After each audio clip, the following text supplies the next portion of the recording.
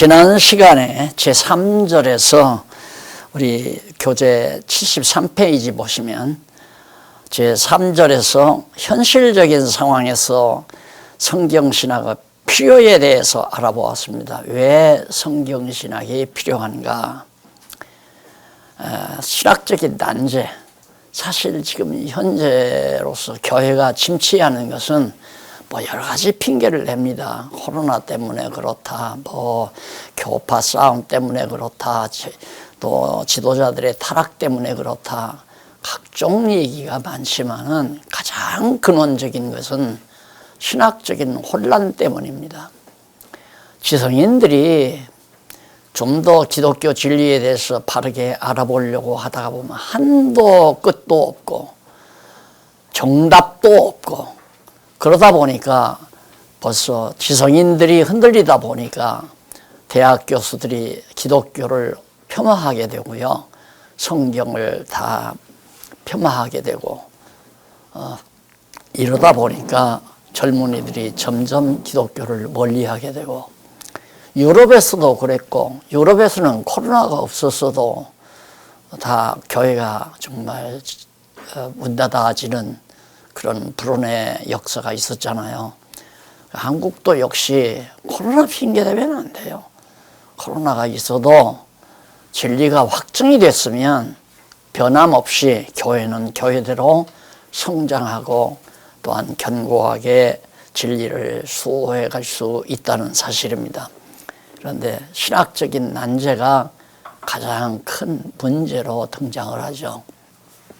그래서 성경신학은 반드시 필요하다. 왜?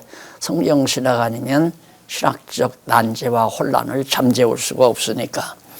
그 다음에 인본주의 신학의 도전입니다. 물론 우리 교회의 내부 자체가 진리로 서로 하나가 되지 못하다 보니까 분열 상태가 일어나고 분열이 되다 보니까 외부에서 침투하게 하게 돼 있고요. 그래서 자유주의 신학 또 인본주의 신학이 정말 예외 없이 침투해 들어오기 시작해서 교회를 사정없이 정말 붕괴시키는 그런 현실을 우리가 맞이하고 있습니다.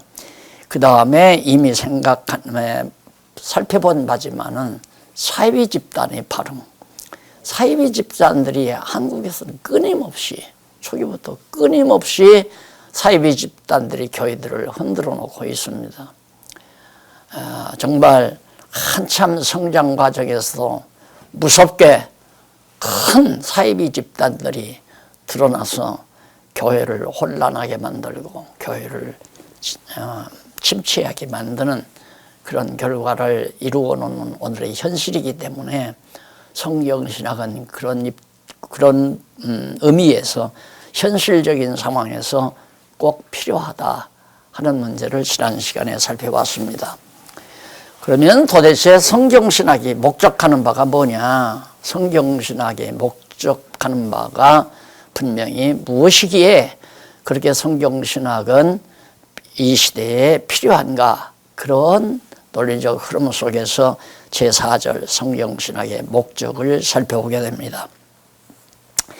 성경신학의 목적에 대한 논의는 참 중요합니다. 매우 중요한 필수 과제라고 할 수 있죠.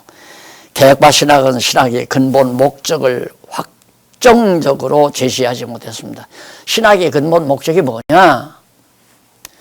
신학의 근본 목적에 대해서 이것이다라고 완전히 통일된 서로가 하나 된 그런 목적을 제시하지 못하고 교파마다 또는 신학자마다 다 신학의 목적을 달리하고 있습니다. 가장 중요한 하나님에 대해서 안다고 하는 것은 거리가 멀죠. 하나님은 알 수가 없으니까 하나님은 연구할 수도 없고 하나님은 형이사학적 존재, 만져보거나 관찰할 수 있는 그런 존재가 아니기 때문에 학문 대상이 아니라서 아예 가장 중요한 신학의 목적은 제외해 놓고 다양하게 사회복음, 사회를 건전하게 만드는데 그 사회복음주의죠. 인간의 영혼, 인간의 영혼이 귀하니까 영혼 구원을 위해서, 또한 교회를 발전시키기 위해서, 지도자를 양성하기 위해서 등등 여러 가지 그냥 각자가 생각하는 대로 신학의 목적을. 그러나 대부분 현재 당신은 왜 신학을 왜 하려고 하시오? 그러면 목사 되려고. 목사는 왜? 교회 하나 설립해서 정말 교회 하려고 그런다. 교회를 하나의 사업으로 생각하고 직업으로 생각하고 이렇게 완전히 신학의 목적 자체가 비틀어져 있었단 말입니다. 그래서 이 신학의 목적을 중요하게 다루지 않을 수 없죠. 그런데 왜 이렇게 그러면 신학의 목적을 현대 신학이 제대로 갖추지 못했는가? 신학 방법 자체가 철학적이었어요.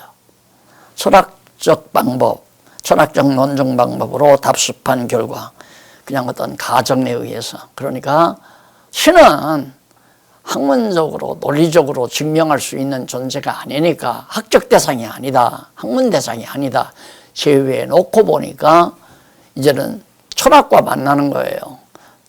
철학적 방법으로 여러 가지 학문들을 연구해가는. 그래서 신학교에서 가르치는 과목이 수십 가지가 되는 이유가 바로 그것입니다. 일반 학문이나 비슷해요.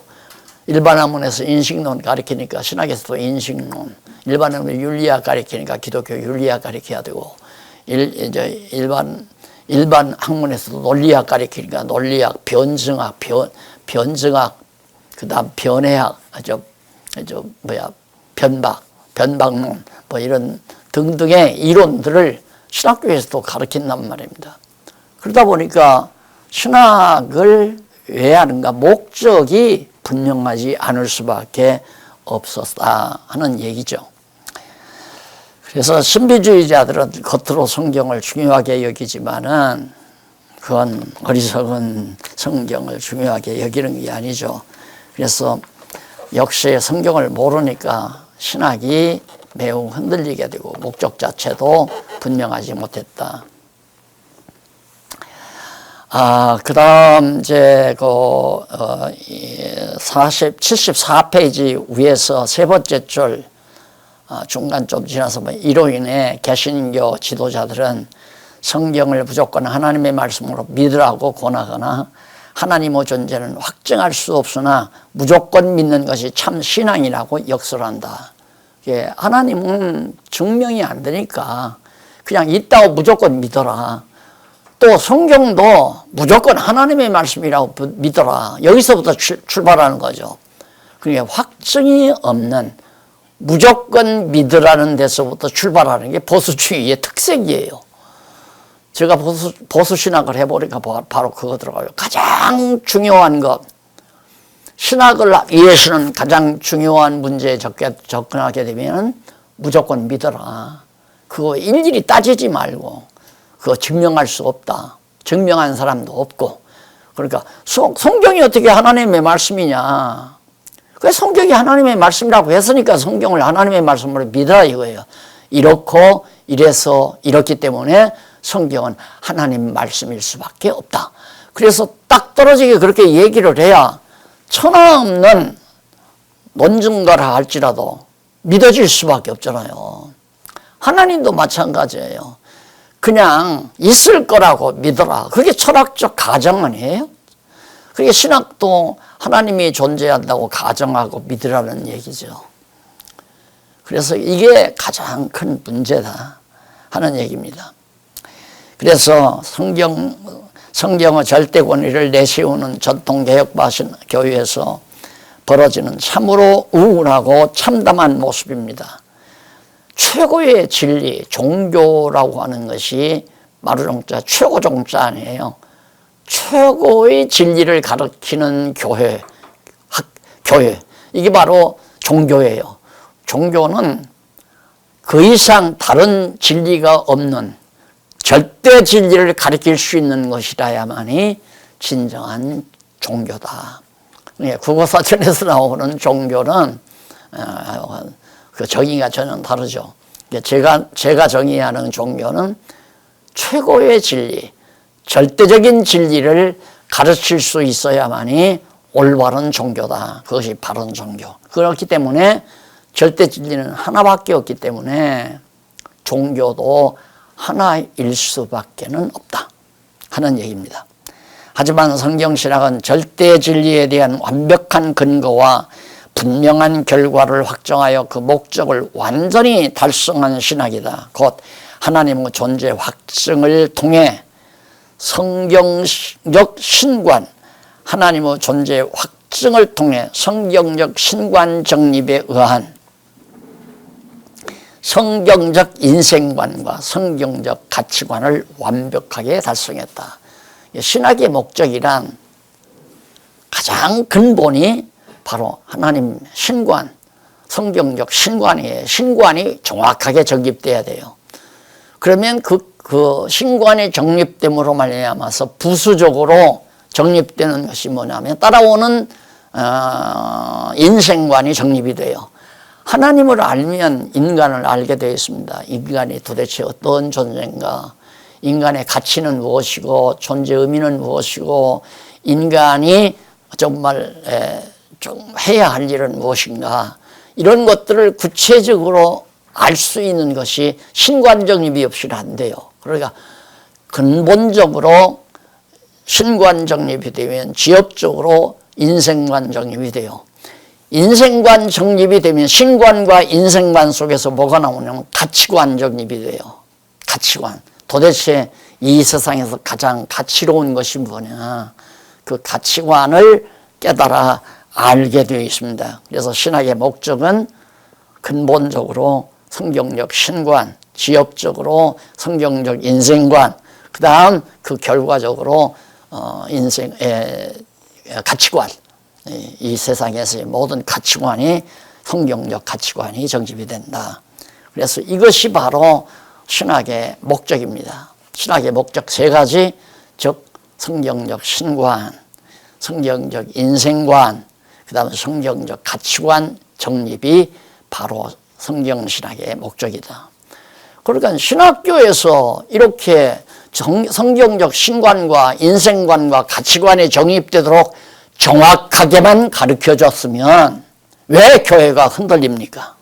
교회가 흔들릴 이유가 없죠.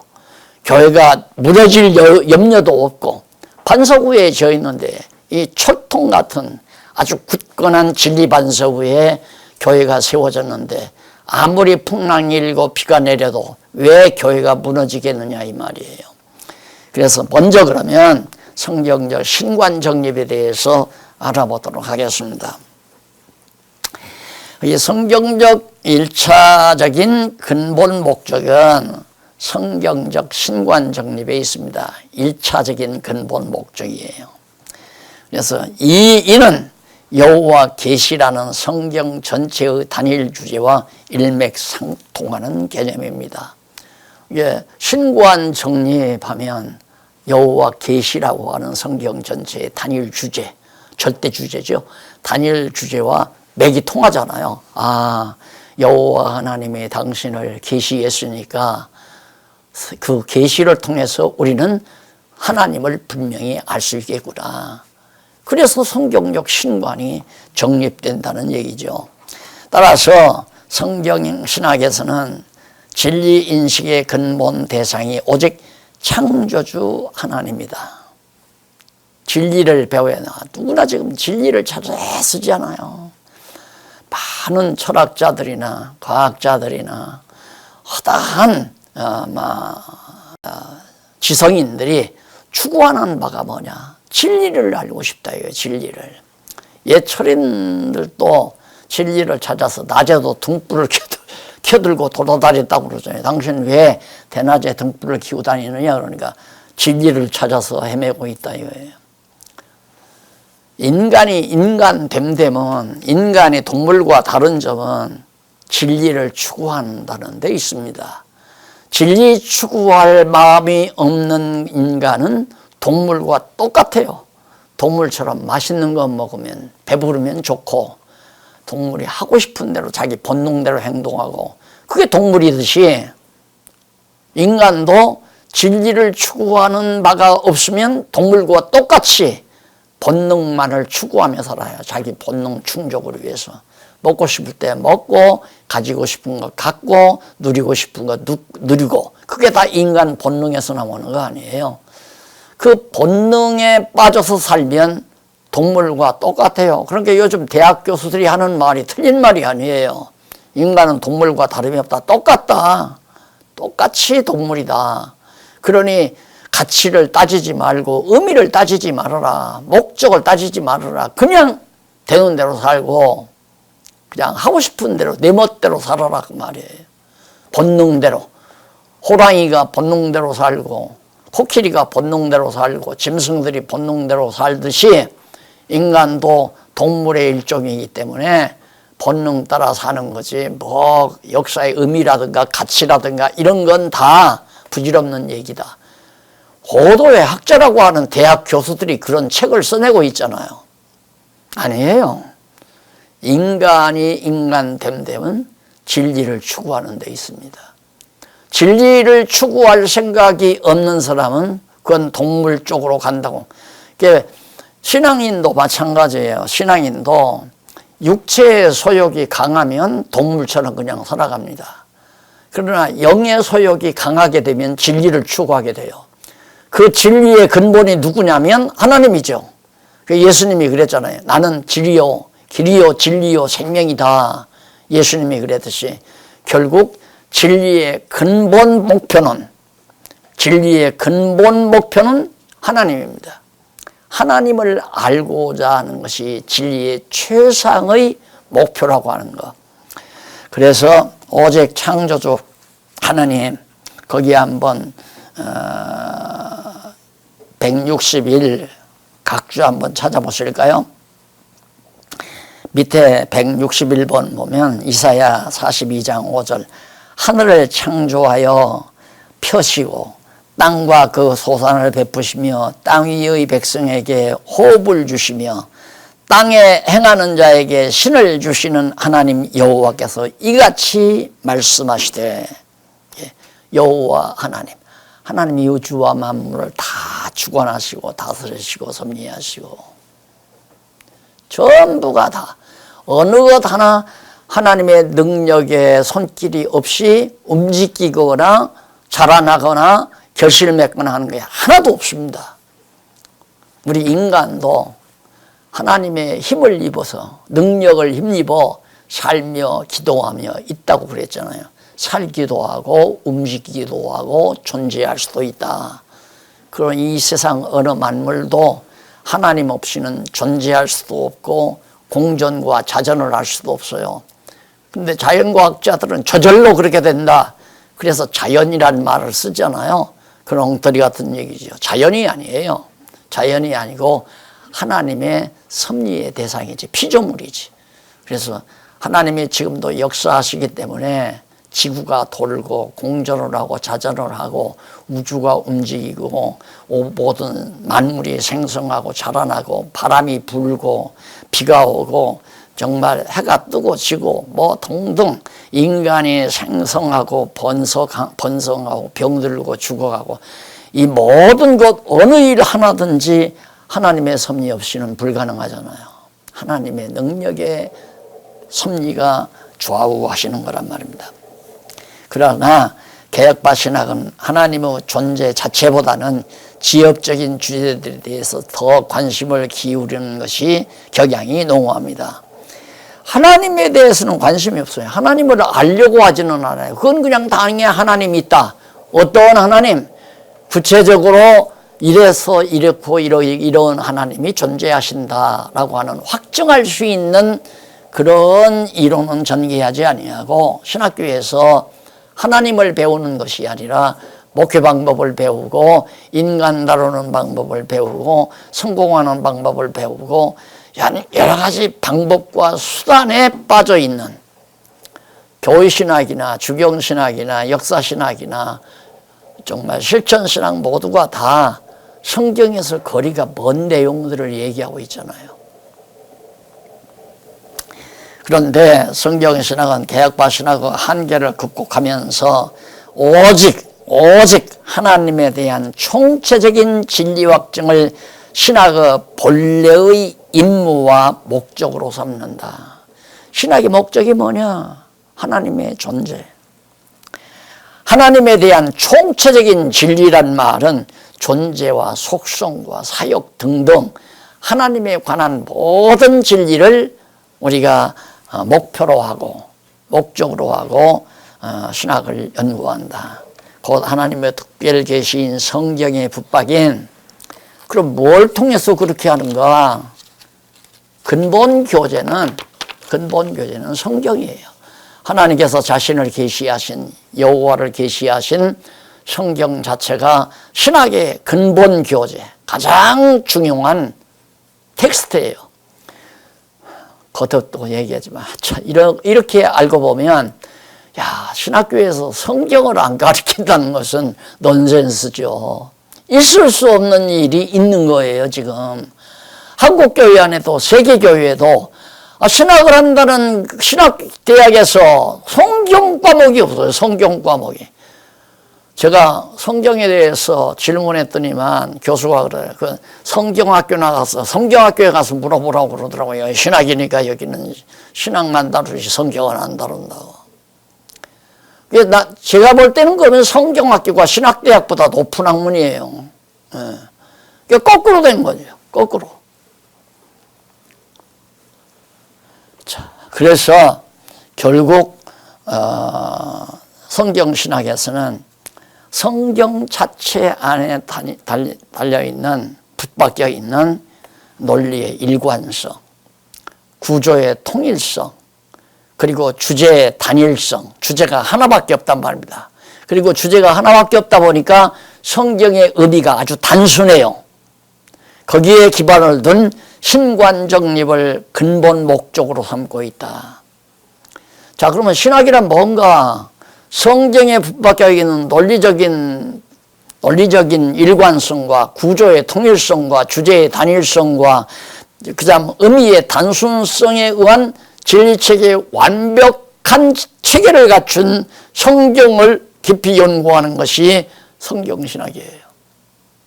그래서 The Bible Theology라고 말하는 것이다. 성경이 말하는 하나님의 학, 진리. 자, 그러면 이렇게 성경의 신관 정립에 있어서 성경적 신관 정립에 있어서 신관 정립의 요건이 나와요. 반드시 필요한 근거가 뭐냐, 요건이 뭐냐, 어떤 요건이 있어야 할 건데, 그거 간단하죠. 성경의 인식 대상과 일맥상통하는 개념이다. 그래서 성경신학의 근본 목적인 신관 정립에 대한 요건은 성경신학의 인식 대상과 일맥상통하는 개념이다. 따라서 신관 정립의 요건은 성경에 계시한 하나님에 대한 총체적인 진리를 확증해야만 가능하다. 결국 성경을 통하지 않고는 성경에서 하나님에 대한 분명한 진리가 확인이 되는 것이 기본이에요. 신관 정립이 되려면. 성경 모르면 신관을 정립할 수가 없죠. 자기 나름대로 신관이에요. 그러니까 예를 들어서 제가 목회를 해요. 목회를 하는데 어느 분이 주일날 안 나왔어요. 주일날 안 나오는데 얼마 있다가 교통사고가 났어요. 교통사고가 나서 병원에 입원했다고 해서 문병을 갔어요. 와서 집사님. 그렇게 안식일 범하면 하나님께서 가만 놔두지 않습니다. 교통사고가 왜 난 줄 아십니까? 그 지난번 주일날 교회 안 나오시지 않았어요? 이게 목표예요. 이것이 지난날 한국교회가 교회를 키워오는 하나의 방법이었고 수단이고, 당신 11조 안 내면 사업 막내, 구멍가게 문 닫는다, 이런 식이에요. 그날 문 닫고 안식일 지키면 하나님께서 다 채워준다. 그게 그 사람이 믿는 하나님이에요. 그 목사가 가지고 있는 신관이라 이 말이에요. 그렇게 된다면 뭐 그렇게 하나님이 전도하라고 애쓸 거 뭐 있어요. 그냥 주일날 안 나오는 사람마다 전부 다 코로나 걸리고 사업 다 망하고 다 병 걸리고 가족들이 전부 다 정말 막 불평을 하고 불행한 일만 그 집에 계속 퍼지게 되면 다 교회 나올 거 아니에요. 안 그래요? 그런데 교회도 안 나오고 11조도 안 내고 이런 사람들도 잘만 되고 서울대학 가서 패스해가지고 한탕하면 수천억씩 그냥 한 손에 거머쥐는 거 지금 우리가 눈으로 보잖아요. 좋은 대학 나와서 좋은 직장 잡고 정말 힘쓰게 되면 단번에 그냥 몇 달 만에 몇 년 만에 그냥 몇십억씩 몇천억씩 쥐잖아요. 그거 다 하나님 잘 믿어서 그러나요? 누가 얘기했듯이 네 영혼이 잘 되면 모든 범사가 잘 된다. 하는 일 다 잘 된다. 장사도 잘 되고 사업도 잘 된다. 그리고 몸도 건강하다. 그것이 그 사람이 믿는 그런 말을 하는 사람의 신관이란 말입니다. 그게 올바른 신관이 아니잖아요. 바울은 영혼이 잘 되는데 왜 병들었어요?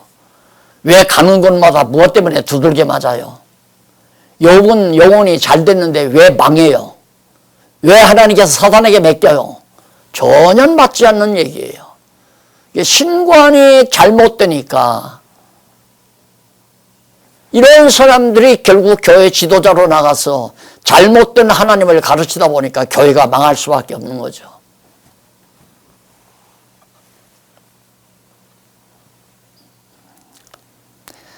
그래서 신관적립의 요건은 반드시 성경을 모르면 안 되죠. 성경신학이 바로 근본 요건이에요. 성경신학 자체가. 이는 인간의 의지적 노력에 의한 것이 아니라 전적으로 하나님의 주권적 섭리에 의한 것이다. 성경을 통해서 하나님을 안다고 하는 것은 인간의 학문적 노력으로 되는 게 아니에요. 학문적 노력으로 되는 게 아니라 하나님이 지혜를 줘서 깨닫게 해야 깨닫는 거란 말입니다. 예수님이 그랬잖아요.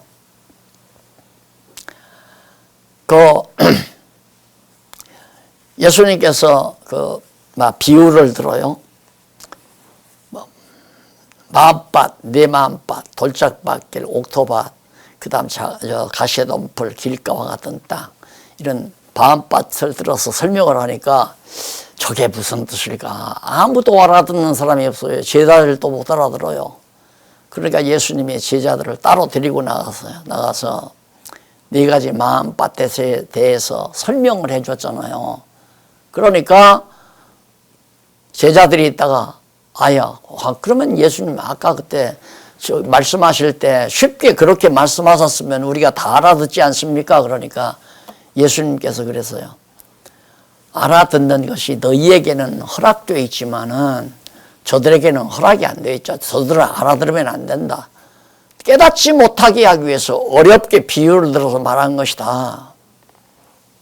그러니까 하나님에 대한 진리는 내가 열심히 가르친다고 깨닫는 게 아니에요. 저도 해보니까 그렇더라고요. 몇십 년 동안 성경만 가르쳤죠. 그냥 열심히 성경만 가르쳤는데 나중에 보니까 다 딴 생각하고 있어요. 전부가 다. 그래 하나님께서 깨닫게 하니까야 이제 깨닫게 되더라고요. 결국에는 하나님께서 어려운 상황을 주어가지고 성경을 깨닫는 지혜를 주니까 성경을 깨닫고 진리 안에서 평안을 누리고 자유함을 누리는 모습을 지금 보면서 맞다. 성경을 깨닫는 것이 인간의 노력이나 인간의 학문적 열정으로 되는 게 아니구나. 목사가 열심히 가르친다고 해서만 되는 게 아니에요. 그냥 믿기로 작정된 자들은 다 와서 듣고 믿게 그렇게 만든단 말입니다. 사도 바울이 로마에 가서 가택연금 당하고 있었잖아요. 일일이 돌아다니면서 복음 안 전했어요.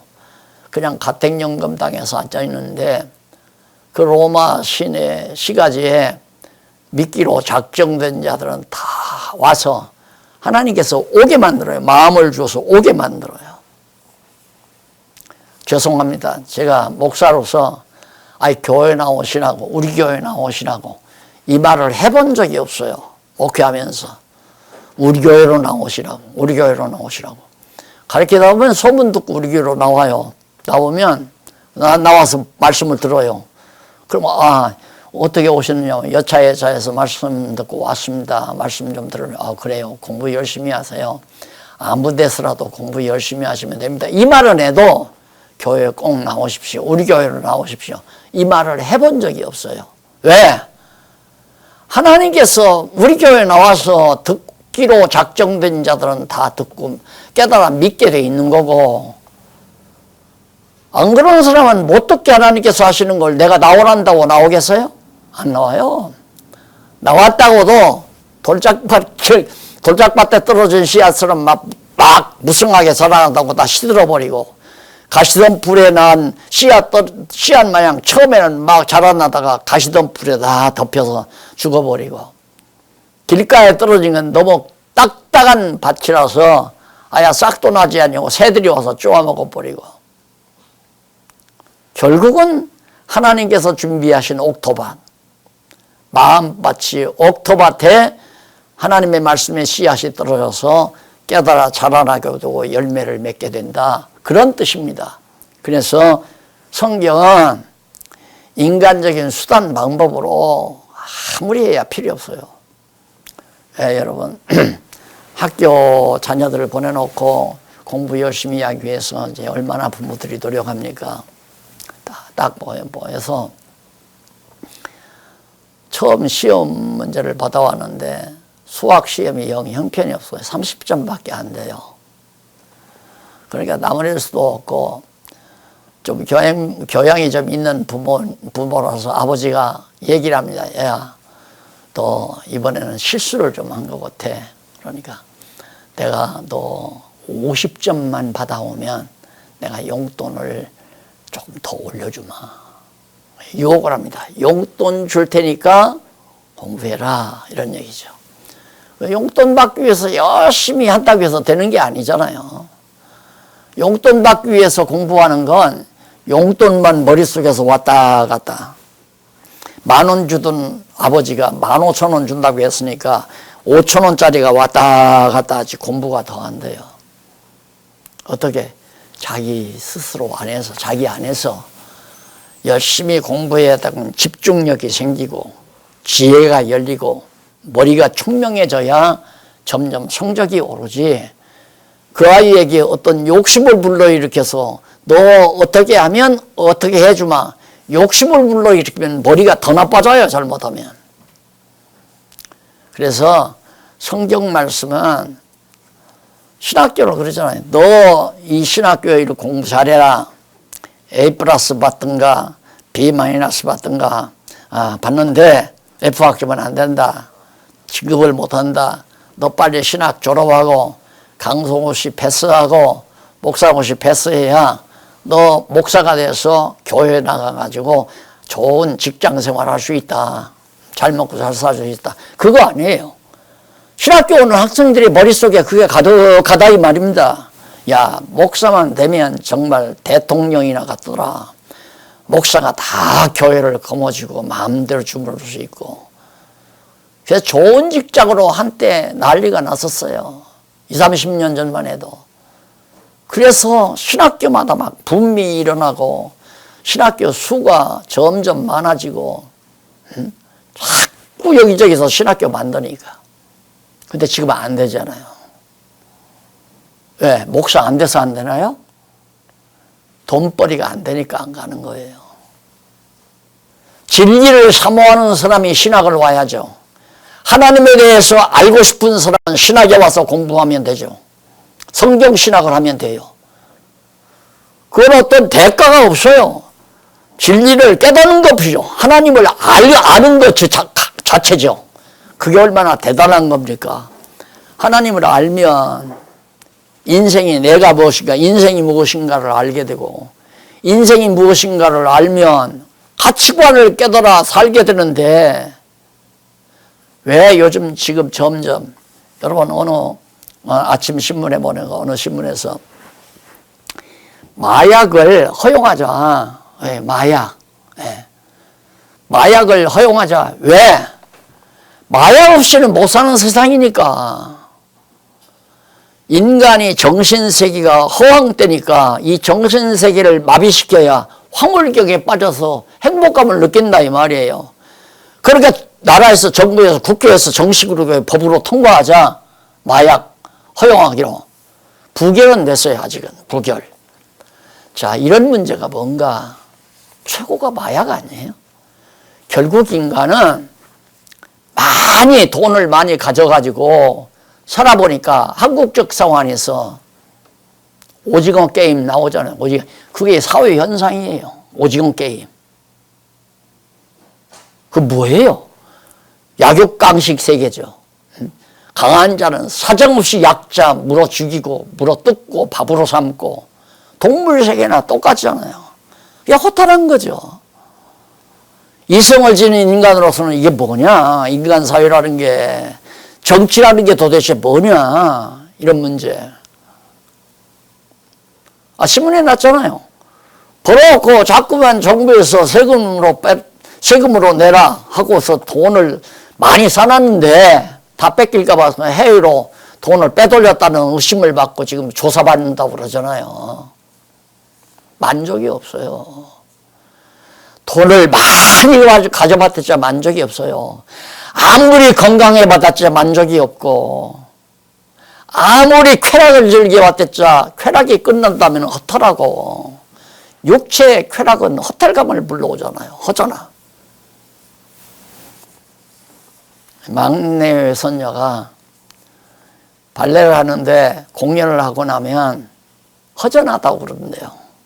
공연할 때까지는 참 막 무대에서 발레를 하고 막 그러고 나니까 얼마나 좋겠어요.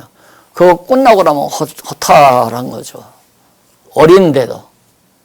똑같아요, 어른들도. 그러니까 반복하는 거죠, 반복. 육체의 쾌락은 허탈감을 불러온다. 허탈감이란 의미부여가 안 돼요. 의미부여가 안 되니까 가치가 없어요. 내가 어저께 왜 술을 그렇게 몽땅 마셨지?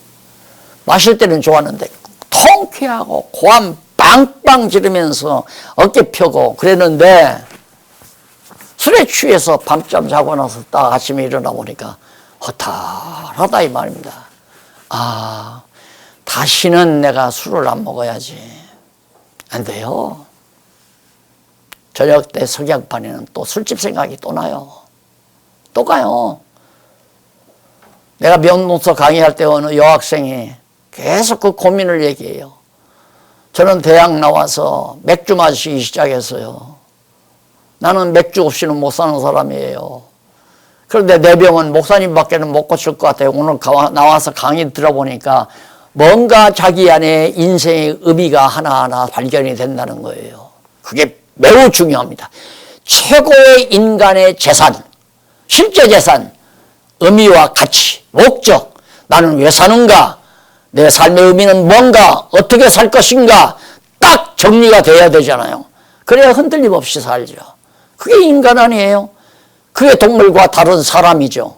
그 결과가 그런 엄청난 재산이 성경을 통해서 하나님을 알면, 신관이 정립이 되면 그 신관에 의해서 인생관이 정립되고 인생관에 의해서 결국 가치관이 정립이 된다. 지금 그런 얘기, 그 얘기를 끌어가는 거예요. 그래서 정말 이는 제반 신학적 이론으로 위에 77페이지 제일 위에 이쪽 76페이지 하단 줄바꿈 군데 보십시다. 개혁파 신학 그 제반 이론은 신론에 절대 의존하는 종속 상태에서 논해야 한다. 개혁파 신학 그 제반 이론. 그러니까 신론이 최고예요. 신론 이상 더 높은 학문은 없어요. 이론은 없어요. 가장 중요한. 그래서 신학, 신론은 결국 신학으로 이제 결론을 맺죠. 그러니까 모든 것은 신론에 의존해서 하위 주제들이 설명이 돼야 된다. 인생관이나 역사관이나 세계관이나 가치론이나 가치관이나 행복론이나 등등 모든 학리들이 신론에 의해서 신론을 근거로 토론이 돼야 되고 이론 전개가 돼야 된다 그런 얘기죠. 이는 재반 신학적 이론의 목적이 하나님에 대한 총체적인 진리를 확증하는 데 있기 때문이다. 재반 실천 신학이나 역사 신학이나 또 뭐 주경 신학이나 교회 신학이나 이런 개혁파 신학의 모든 하위 주제 신학들이 전부가 다 결국은 하나님을 아는 데 대한 총체적인 진리를 확증하는 데 그 목적이 있는 거예요. 이게 하나님에 대해서 더 분명히 세밀하게 알기 위해서 실천신학을 하는 거고, 하나님을 알기 위해서 역사신학, 하나님을 알기 위해서 주경신학, 하나님을 알기 위해서 교회신학을 해야 된다. 그러니까 신학은 모든 하위 주제 신학들의 우두머리예요. 근본, 가장 절대적인 근본. 거기에 의존해서 종속적 관계를 맺고 하위 주제 신학들이 논의가 돼야 된다. 그 재반 신학의 이론의 목적은 성경을 통해 계시한 하나님의 존재와 속성을 깨달아 알게 하려는 데 있습니다. 그런데 전통 신학과 전통 개혁파 신학이 근본 목적보다는 하위 주제나 부수적 분야에서 더 치중한 것이 가장 큰 문제입니다.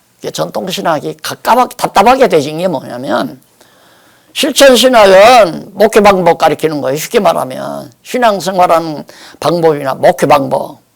실천 신학은, 역사 신학은 누가 언제 어디에서 위대한 일을 했나 신앙적으로 그거 살피는 거 아닙니까? 그 교회사를 보면 뭐 위대한 개혁자들 이름 나오고 이단들의 이름 나오고 연도 나오고 그 사건 나오고 그게 역사 신학이에요. 아니에요. 그렇게 역사를 섭리하신 하나님을 깨달아 알기 위해서 역사 신학을 하는 거거든요. 그러니까 한국 역사를 우리는 왜 가르쳐야 되냐. 만약에 내가 초등학교 교장이에요. 그래서 초등학교를 기독교 초등학교로 내가 세웠다. 그러면 초등학교에서 한국사, 중학교에서나 초등학교나 중학교에서나 한국사 배운다. 그러면 한국사 왜 가르치나? 한국 역사를 하나님께서 왜 이렇게 역사 섭리하셨나? 그리고 한국 역사의 근본을 이제 아담 타락으로부터 시작해서 노아 이후에 셈 이후에 단군 이후에 뭐 고조선 등등 삼국, 고려, 신라, 고구려, 백제 이 삼국시대 이런 나라들 또 뭐 해방 이후에 이승만 정권 뭐 군사정권 등등 이런 역사가 쭉 나오잖아요. 그러면 그런 역사를 하나님이 어떤 의미에서 어떤 목적으로 이렇게 역사하신 하나님인가? 한국 역사를 섭리해 오신 하나님을 깨달아 알기 위해서 한국사를 가르쳐야 된다 이 말이죠. 전혀 다르요. 근데 교회사조차도 교회사를 갖다가 바로 위대한 개혁자들, 위대한 신학자들이 교회를 마치 세운 것 마냥 그들의 이름이 나가고 그들의 사건이 나가고 하나님이 하신 것에 대해서는 아주 취급을 잘 하지 아니하는 그런 잘못들을 과거에 다 범한 거란 말입니다. 그냥 신학이 잘못되어진 거죠.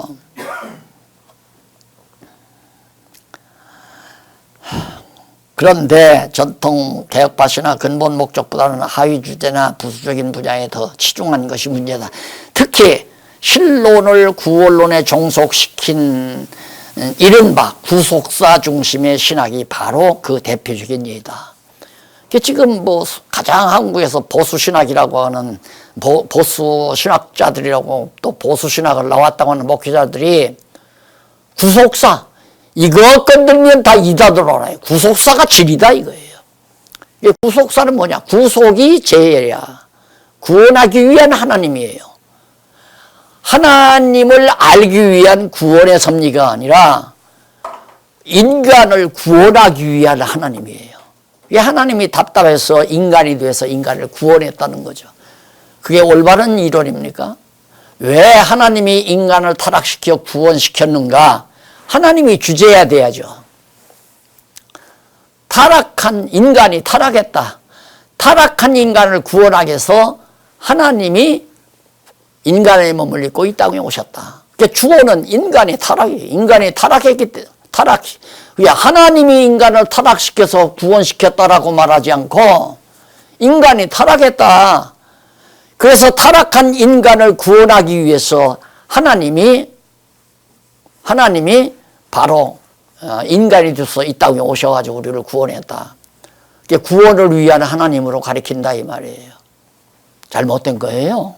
구속사 신학은 10번도 잘못된 거예요. 구속시켜서 천국 보내기려고 하는다. 그게 하나님 중심 신학 아닙니까? 하나님 나라 중심.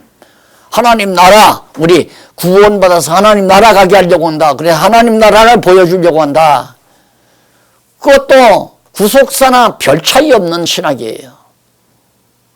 예, 하나님을 알기 위한 하나님 나라고, 하나님 나라를 왜 계시하시는가, 하나님 나라 교회를 왜 계시하는가, 여호와 하나님을 깨달아 알게 하기 위해서. 그게 맞는 이론 아니에요.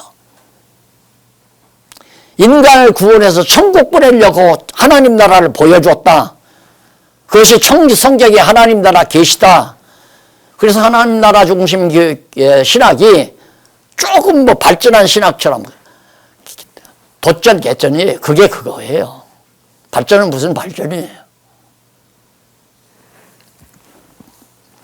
그 타락한 인간을 위해 대속주가 구원의 은총을 베풀었으므로 교회에 출석해야 천국에 간다는 내용이다. 이렇게 구속사 신학을 하나님 중심에서 벗어나 신학의 무게중심을 인간 구원에 두고 있다는 심각한 문제를 안고 있다. 따라서 신관정립의 요건은 보혜사 성령이 성경에 계시한 하나님에 대한 총체적인 진리를 확증하는 사역임이 분명하다.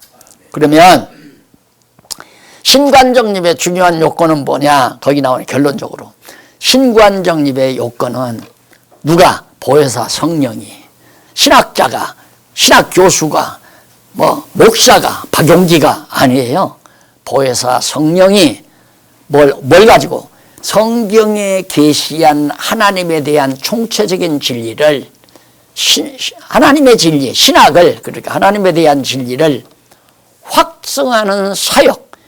성령이 그렇게 하나님을 깨달아 알게 하는 사역이 없이는 바로 신관정립이 불가능하다. 절대 필요한 요건이다.